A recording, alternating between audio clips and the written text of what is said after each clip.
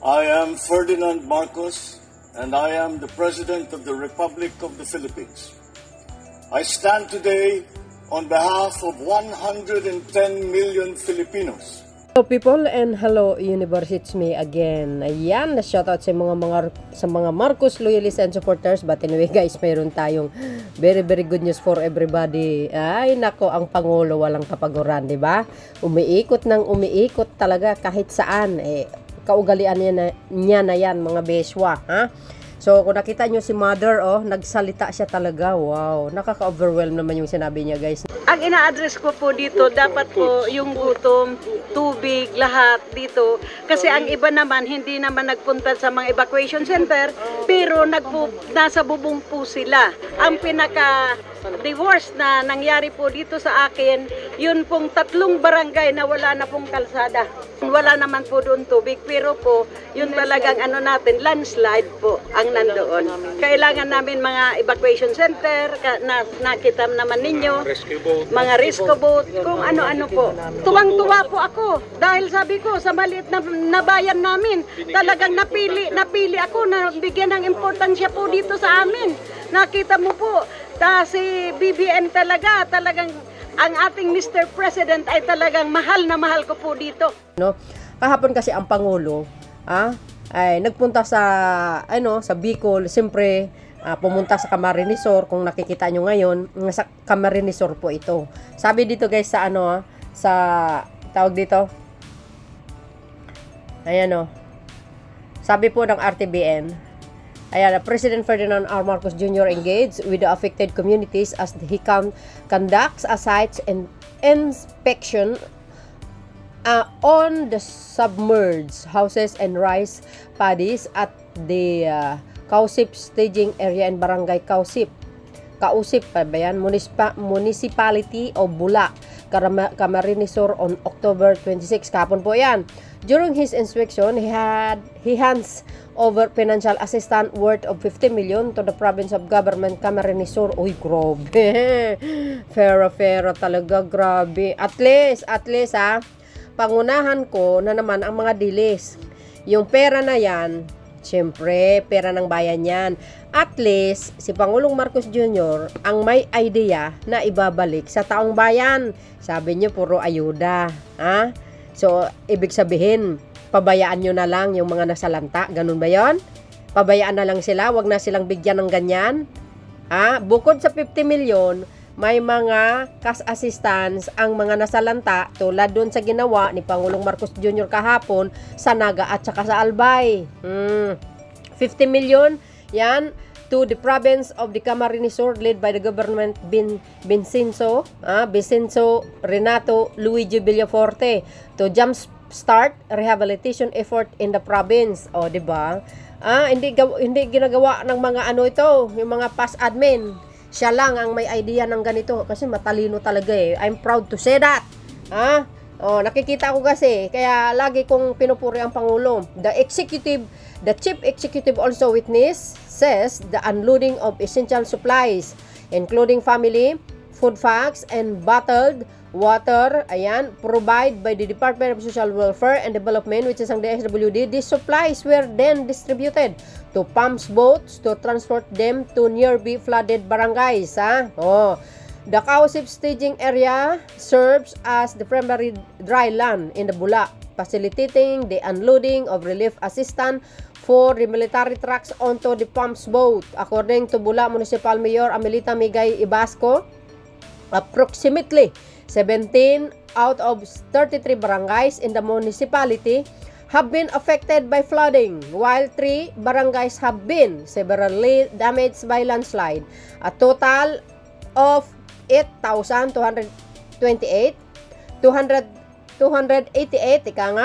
households comprising 50,767 individuals have been directly impacted by these unprecedented events. Tuloy!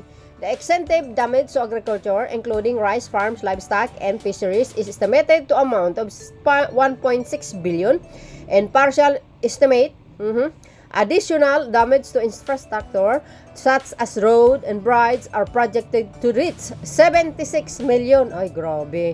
Sa tingin nyo kaya ng local government yan, mga dilis? Of course not. Kaya nga nagpunta ang Pangulo para solusyonan niya. Siya lang ang may idea ng ganyan. As a testament to the Bayanihan spirit particularly. During times of crisis, several members of the private sector have generously donated food packs to the affected communities, notably Parabel Corporation, San Miguel Corporation, ayan, kay Mr. Ang yan have each donated 2 metric tons of hot dogs and 1,000 boxes of canned goods respectively. Dito nyo makikita guys, ang mga Pilipino paano magkaisa sa pagtulong nga ma-local ka man na na mamamayan, ma-private sector ka man, lahat yan tingnan nyo, talagang tulong-tulong. At plus mga ibang bansa, tulad ng Singapore, ang padala ng 130 ng armed forces nila. So maraming salamat sa kanila. Kasi ganun talaga, palakaibigan kasi ang Pangulo. Kaya mga Asian country talagang tinutulungan din naman siya. O, di ba? Tingnan niyo ito. 50 million. Bukod doon sa Albay, 50 million din. 30 million sa Naga. Wow. Di ba? At least, pinapangunahan ko na naman ng mga DDS, nakita nyo kung saan napunta ang pera ng bayan. Hindi lang ginamit doon sa paglulustay, pang-rental ng safe house. Yung 125 million na confidential fund, sa kayo makikita. Tapos, baliktarin nyo pa. Si Pangulo pa ang nangurakot. Yes, nako, kwento nyo sa panot na pagong. Katulad ng kay Bato. So, makikita nyo dito mga kababayan, Yun guys, kung nakikita nyo dito, yung baha. Kaya nag-alala talaga ang Pangulo.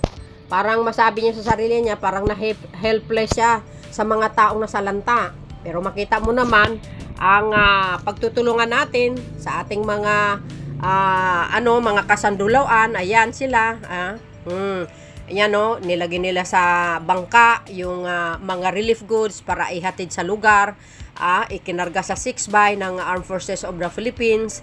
Dito nyo makikita ang pagtutulungan, ayan. Lang guys, except yung mga DDS, kasi in times of dilubyo or typhoon, sinabayan nila ng paninira, mga kababayan. Yan yung trabaho nila no? Pero ang akala nila kasi, ang mga Pilipino walang utak. Siyempre, suportado nila ang ang ating mahal na Pangulo. Tingnan nyo yan, nakapila. Siyempre guys, cash assistance yan. Ayan po ang ating mahal na Pangulo. Sa Camarines Sur nagpunta. See?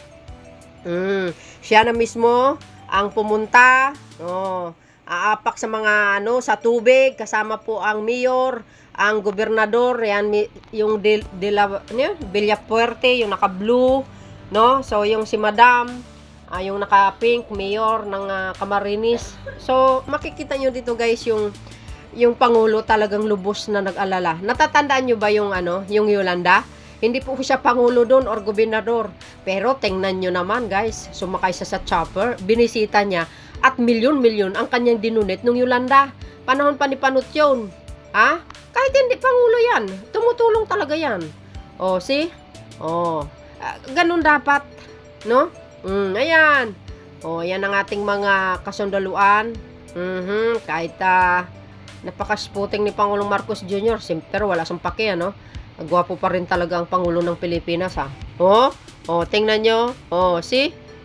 Yan ang pinagmamalaki namin.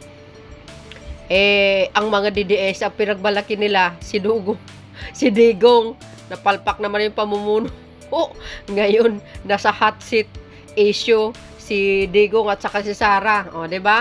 Ang akala ko ba, sabi ni Sara Duterte, hindi magaling na Pangulo si Pangulong Marcos Jr. Ano ba itong nakita natin? Ayan 50 million kaagad.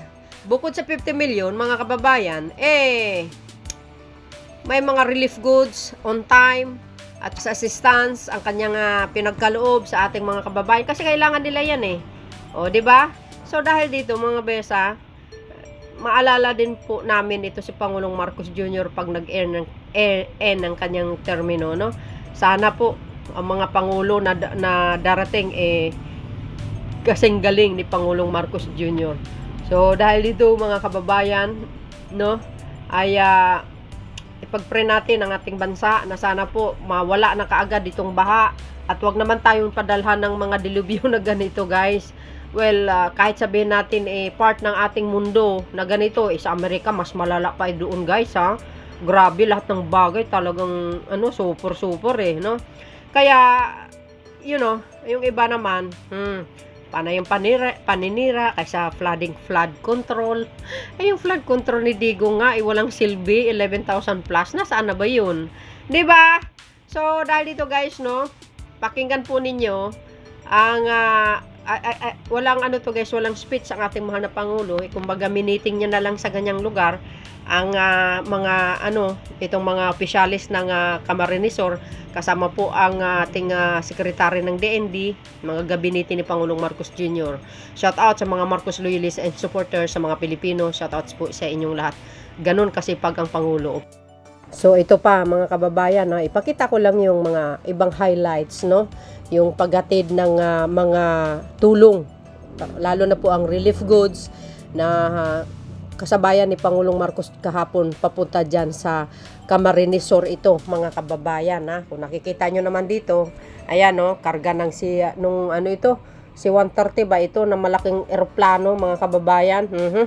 Ayan pa, see? Ang sinabi po kasi ng mga anti-Marcos, walang nagawa ang Pangulo. Okay lang, thank you. Sa lagi nyong paninira, sana po pagpalain kayo kung may pagpapala na dumating sa inyo. Ayan pa, see? At shout out sa ating mga kababayan, sa mga taga Camarines Sur, ayan. Sa ating mga guys, mga rescuers, yung mga kasunduan natin, AFP, Armed Forces of the Philippines, shout out po sa inyo. Maraming salamat sa inyong tulong. Ayan, nakita nyo. See, ang ating mahal na Pangulo, hindi po nag-aatubili at walang humpay ang kanyang pag-iikot, mga kababayan. Today, abangan natin kung saan na naman ang kanyang destination, no? So, ayan pa, mga relief good na yan. Kasama po ang kanyang mga, as usual, kanyang mga gabinete, hindi nawawala po yan, no? Lagi niyang buntot po yan, kahit saan siya pumunta, no? So, nakita ko lang yung mga highlights, mga kababayan. Maraming salamat po sa inyo. Thank you for watching. Mag-pray lang po natin ang ating bansa dahil nako guys, mayroong bagong bagyo na naman. Ang pangalan niya ay Leo. Nako, naloka ako. Sana mahina lang yun, ano? So, at ito pa, mga kababayan, 23 hours. Ayan. Ayan, see? Ito pa. Mga highlights, mga bes, sa Albay, Camarines, Naga, Bicol. You see? Sa mga DDS, tumulong din kayo, no? Pag may mga kapitbahay kayo na kailangan tulong, tumulong kayo. Buhatin nyo yung isang kaban mabigas dyan sa loob ng bahay nyo, pamigay nyo. Hindi yung puro paninira lang ang alam nyo. Dapat marunong kayong tumulong din sa kapwa. So yun guys, maraming salamat sa inyong watching. See you again on my next upload video. Bye and babush. God bless Philippines.